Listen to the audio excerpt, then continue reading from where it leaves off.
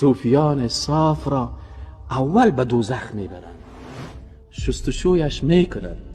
این قرتکایی که زدن، یتنایی که کردن، ای که خانمای مردم در بغل خود گرفتن، ای به بهانه از که تاویز میتم و جندشم میکشم، این شروع شوار بیغیرتش که از او ما شکانی رو شروع کرده و ایشا کلش جوابش میبینی. والله در روز آخرت فمن یعمل مثقال ذره خیرا یره، یک مثقال خیر کرده باشی اوجا به چشمت میبینی که اونمو مثقال خیر تو نقطه ای از ایمان در بدن تو شده و سبب رفتن تو در روز قیامت. و من یعمل مثقال ذره شر یره، و کسی که یک مثقال شر کرده باشه نقطه سیاهی در قلبش است که در روز در سر پل صراط پایش بند میکنه که به پای رفتن نمیتونه، به سر سینه در پل صراط در حرکت میباشه.